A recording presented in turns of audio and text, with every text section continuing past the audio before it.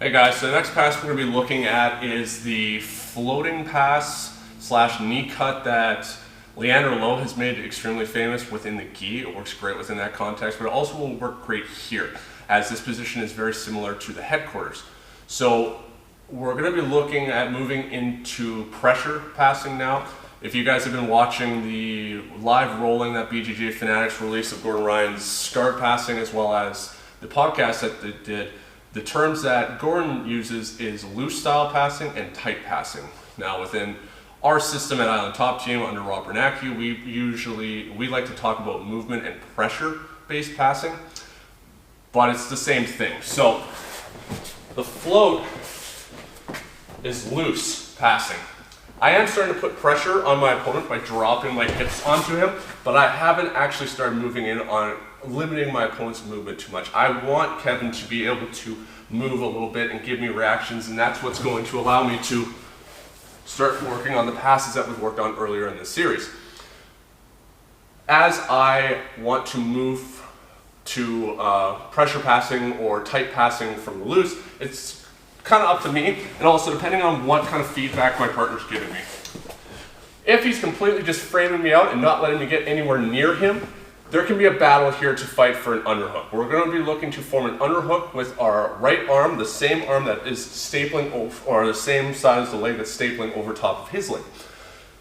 If I'm here and I'm trying to reach in, we can try and have that pummeling battle, but I'm going to have to control the arms, accessing the arms as levers to externally or internally rotate shoulders to be able to move into this space. More commonly, when we see Gordon's using it, if Kevin starts holding onto my leg, either he starts wrapping around deep, there's usually going to be this space here between his elbow and his ribs. That's going to allow me to start bringing my arm in. I don't have to bring my arm in deep like this. See how my center of gravity starts shifting forward? Uh-oh, now he butterfly sweeps and I fall. I want to be in control of my center of gravity the whole time. This is why people have a hard time at the earlier levels working on pressure-based passing, or tight passing as Gordon calls it, because they end up giving up the control of their center of gravity and their momentum, and then their opponent just ends up flipping them. If Kevin overhooks my arm trying to sweep me, that's also going to be my setup. So we're here. As Kevin starts to hook my arm, I'm not going to allow him to be controlling my elbow. I'm going to start bringing this arm a little bit lower, and so we just post it on my palm. What I'm looking to do now is shift my center of gravity up higher, and I'm going to bring myself off to the side, so I'm not staying completely on top of him here. If I just shift my center of gravity like this and he kicks, I'm going for a ride. My base, my ability to actively post to my right is what's becoming compromised. My center of gravity is going to compensate for that by shifting it to the left. So here he starts hooking around my leg. I feed this in. I'm starting to bring my weight off to the side. Post your hand on the mat. Then I'm going to start dropping my head down beside his head and dropping my shoulder into his neck. If he is framing me, this can be a little bit of a battle, but I'm not dropping straight down here. I'm going to be actually going up so high that I'm going to get past his frame. My knee, which is a little bit closer down to his hip, is going to start sliding up into his diaphragm and crushing right here, making it very hard for him to breathe. So as I'm here, I'm going to start shifting my weight to the side and posting. If you can't post your head on the mat, that's fine. Just start driving your shoulder into him. We're looking for chest-to-chest connection.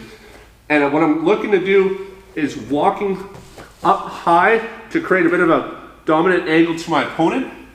And then my knee is going to start sliding off to the side like a knee cut. Here, start driving my knee downwards to cut away the control that Kevin has of my leg, even if he's trying to hook them right now. And my shoulder and underhook is breaking his alignment by breaking his posture and by opening up his structure.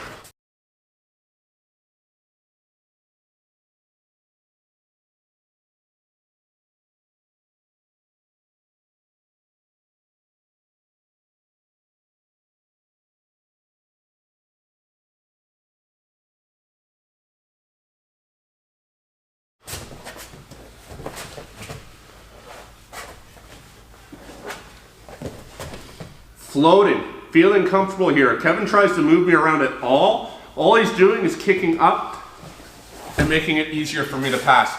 This is why the floating stuff works so well, is our opponent naturally wants to, because they feel like they're going to be able to control our center of gravity, they're going to try and take it and throw it off to the side. As they do that, that's because the only problem that they really give us is if they're trying to hold us really tight and making it a pain in the ass to move.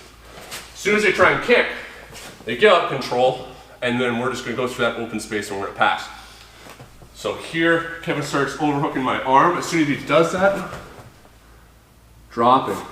Not dropping straight forward, opening up a bit to the side with my leg and with my arm. I'm just dropping, putting my forehead on the mat comfortably. I'm keeping my neck engaged at the back, so I'm protecting it. I don't have to. I can keep it up here. I'm using my head to break his posture. If there's a height difference and you can't just lean all the way over, take your head and start driving it into your opponent's chin. Like this, Pez dispenser. If I can open up and structure his posture like this, or this, I'm making his life hell, and I'm breaking his alignment further, making him weaker. Here, up high, look at how my hips come up. And I can even, if he's not holding onto my leg at all, I start tilting my foot up towards the sky, so he's just trying to catch it at this point. It's more difficult. And I slide. It's very similar to the knee cut pass, but the knee cut typically is more from this headquarters position where it's extremely similar, except my hips are back here. And so usually with a knee cut, what we're having to do is first establish control of our opponent's hips from a distance. Then we're looking in the move here and see where my hips are in relation to Kevin's. This is a much bigger battle. Because my hips are already above Kevin's here, I don't want to give up that range. There's nothing wrong with it. Kevin's framing me out, making it difficult that I'm going to just back up to a different range and knee cut from here. We see Gordon do that too. But because I'm already at this stage and I've won a battle, I might as well try. I want to keep that. I don't want to back up ever in a situation if I'm winning that battle. So from here, he hooks.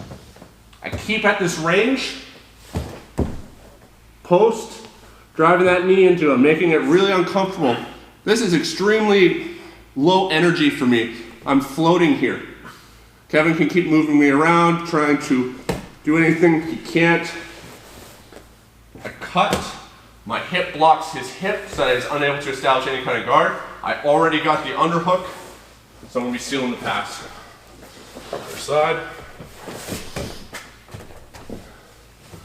Here, as soon as he looks to control, I shift my weight to my left. I start floating. I'm curling my head around, breaking his posture. To finish the pass.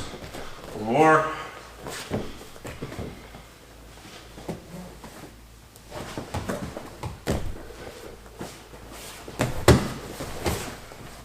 Sometimes we see Gordon start to move into this kind of position where he starts to take his opponent's back or threaten with the rear triangle. So this is one of the instances where we're taking our opponent's leg, redirecting off to the side, and starting to move from a movement style pass or loose passing, moving to the pressure-based passing, also known as tight passing.